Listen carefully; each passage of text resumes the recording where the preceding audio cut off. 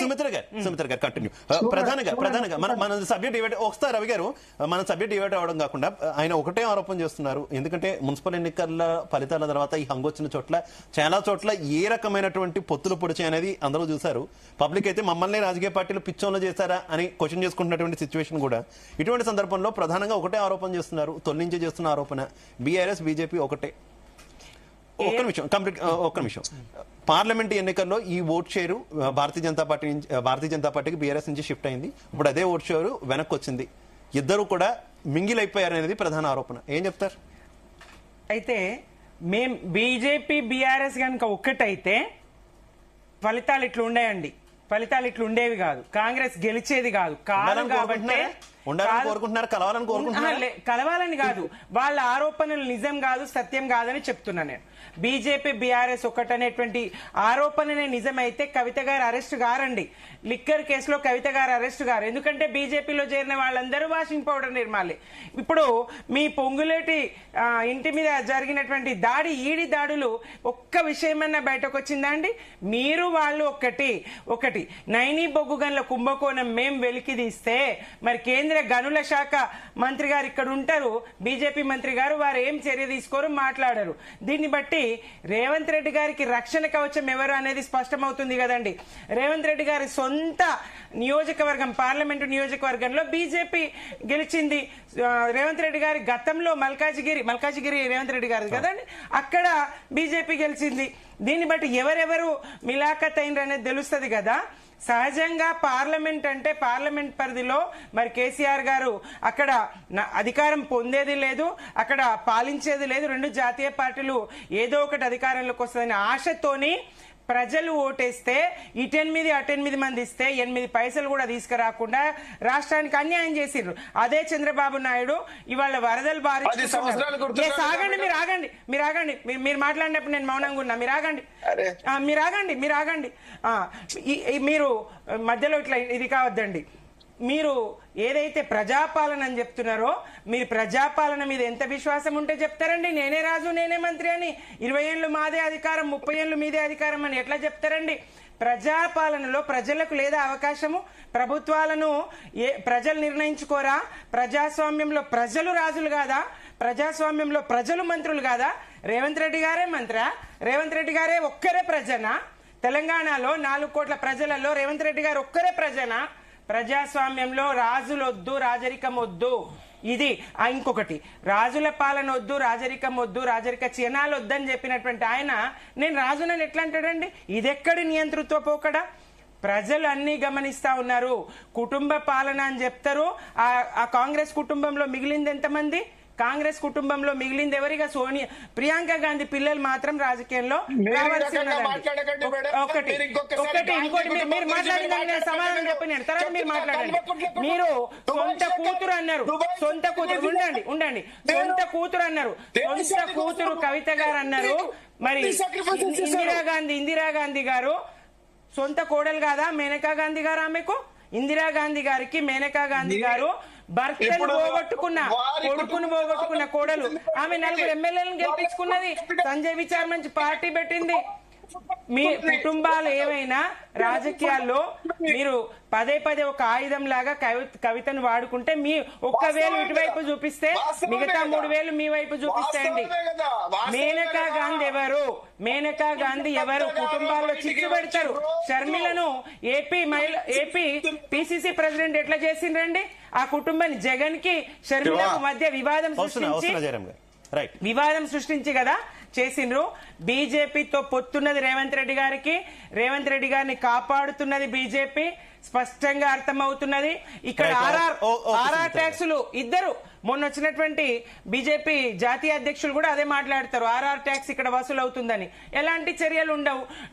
అమిత్ షా గారు మాట్లాడతారు, మోదీ గారు మాట్లాడతారు, ఏం చర్యలు ఉండవు. ఆర్ఆర్ ట్యాక్స్ ఏంటి, దాని కథా కమామిష్ ఏంటి బయటకు తీయాల్సిన బాధ్యత లేదా కేంద్రానికి? ఓకే సుమిత్ర గారు, రైట్. జయరాం గారు ఎన్నికల ఫలితాల తర్వాత హంగొచ్చిన ప్రాంతాల్లో పొడిచినటువంటి కొత్త పొత్తులు అందరినీ కూడా విస్మయానికి గురి చేసినటువంటి పరిస్థితి కదా. ఎన్నికల వరకు కూడా ఒకరి మీద ఒకరు దుమ్మెత్తి పోసుకున్నారు. కానీ సిద్ధాంతాలతో సంబంధం లేకుండా మున్సిపల్ పీఠాలు కైవసం చేసుకోవడానికి కొన్ని చోట్ల పొత్తులు పొడిచినటువంటి పరిస్థితి. ఇలాంటి వాటి మీద ఏం చెప్తారు మీరు? ఇది చాలా కీలకమైన అంశం. అసలు నైతికత, ఒక పార్టీ ఇంకొక పార్టీతోనే జత కట్టడానికి ఒక నైతికత అనేది ఉండాలి. ఆ నైతికత అనేది లోపించింది అనేది ఈ ఎలక్షన్లు చాలా క్లియర్ గా మనకు సూచిస్తున్నాయి. అంటే బీఆర్ఎస్ బీజేపీ కట్టిందా, లేకపోతే కాంగ్రెస్ బీజేపీ కట్టిందా, లేకపోతే బీజేపీ ఇంకొక ప్రాంతీయ పార్టీతో కట్టిందా అనే విషయాన్ని పక్కన పెట్టేస్తే, ఇక్కడ కాంగ్రెస్ బీజేపీ మధ్యలో ఉండే అండర్స్టాండింగ్ చాలా క్లియర్ కనిపిస్తుంది. అది ఏందో నాకు అర్థం కాలేదు. ఎందుకంటే ఈ రెండు కట్టకూడదని చెప్పట్లేదు. ఈ రెండు ఉన్నాయి పార్టీలు ఇండియా లోపల. ఈ రెండు సెంట్రల్ గవర్నమెంట్ ను శాసిస్తున్నాయి. సెంట్రల్ గవర్నమెంట్ ని ఒక పార్టీ ఉంది, మాజీ ఒక పార్టీ ఉంది. అంటే ఇక్కడ కాంగ్రెస్ బీజేపీ కోసం పనిచేస్తుందా, బీజేపీ కాంగ్రెస్ కోసం పనిచేస్తుందా అనే కన్ఫ్యూజన్ లో జనాలు ఉన్నారు. ఇది నన్ను చాలా మంది అడిగారు. జనరల్ గా మీకు ఎక్కడ కూడా కాంగ్రెస్ బీజేపీకి కోఆపరేషన్ మధ్యలో ఉండదు, ఉండే అవకాశాలే లేవు. ఎందుకంటే అక్కడ జరుగుతున్న అంశాలన్నిటివి సెంట్రల్ లో ప్రభుత్వంగా ఉన్నది బీజేపీ, ప్రతిపక్షంగా ఉన్నది కాంగ్రెస్. ఇక జతకట్టినట్టు అవుతే ఇక రేపు ఏమని పోవాలి వీళ్ళు సార్వత్రిక ఎలక్షన్ లో? ఈ కన్ఫ్యూజన్ మాత్రము జనాల లోపల చాలా మందికి ఈ కన్ఫ్యూజన్ కొట్టొచ్చినట్టు కనిపించేసింది.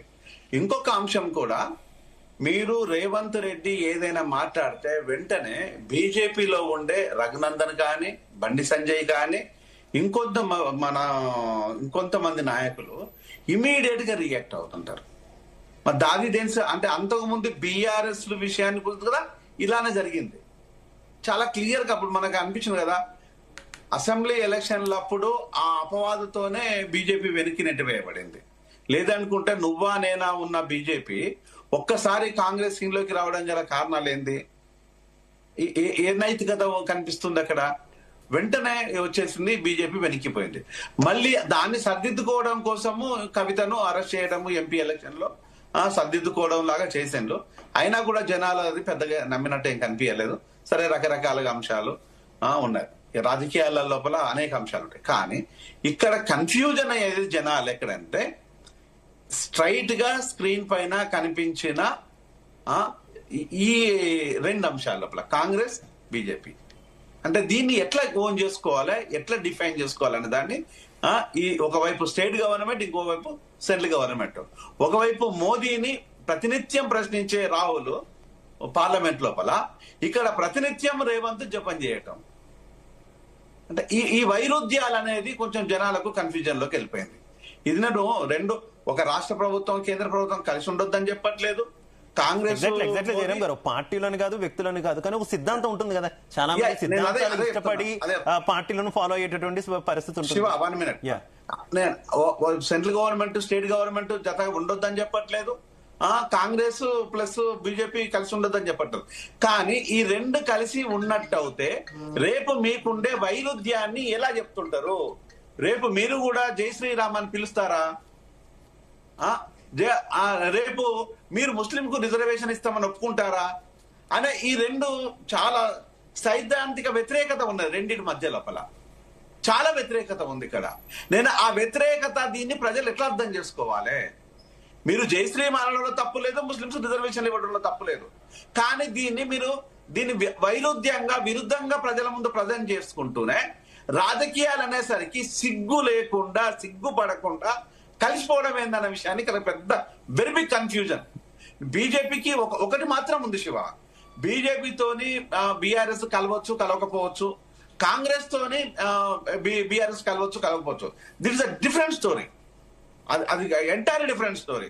కానీ ఇక్కడ కాంగ్రెస్ బీజేపీ అనేది ఏ విధంగా ప్రజల్ని మభ్యపెడుతున్నది అనే దాన్ని ఉండాలి. అంటే ప్రభుత్వాలను ఎవరి స్కిన్ కాపాడుకోవడం కోసం, స్టేట్ గవర్నమెంట్ లో ఉండే నాయకుల స్కిన్ కాపాడుకోవడం కోసమేనా ఇది? సెంట్రల్ గవర్నమెంట్ మీద అంత దుమ్మెత్తి విరుచుకుపడుతున్న నాయకుడు చేస్తున్న పని ఏంది? అంటే ఇది ఎంటైర్ డిఫరెంట్, ఇది చాలా డిఫరెంట్. దీని లోపల రెండు పార్టీలో ఇక్కడ కూడా సమంజసమైన సంజాయిషి ప్రజలకు ఇంతవరకు ఇవ్వలేదు. ఇంకొక అంశాన్ని కూడా నేను చెప్తున్నాను, ప్రజలకు రిక్వైర్మెంట్ ఉన్న అంశాలను ఏ రాజకీయ పార్టీ మాట్లాడలేదు. ప్రజల అవసరం. ఈరోజు సుమిత్రా ఆనంద్ గారు మేడం ఒక మాట చెప్పారు, అది నిజమో అబద్ధమనో తెలియదు. వారు చాలా స్ట్రైట్ గా ఆ సీసీ ఫుటేజ్ ను డిమాండ్ పెట్టమని పెడితే నిజంగా కూడా స్త్రీలతో అవమానం జరిగితే మనకు అందరు కనిపిస్తుంది. కానీ ఈరోజు తాగుబోతులు అనే దాన్ని స్పష్టంగా చెప్తున్నాను నేను. ఇది పదే చెప్తున్నాను. ఈ రోజు తాగుబోతులను తయారు చేసి సిగ్గు లేకుండా బిజినెస్లు చేసేసి రేపు తాగుబోతులను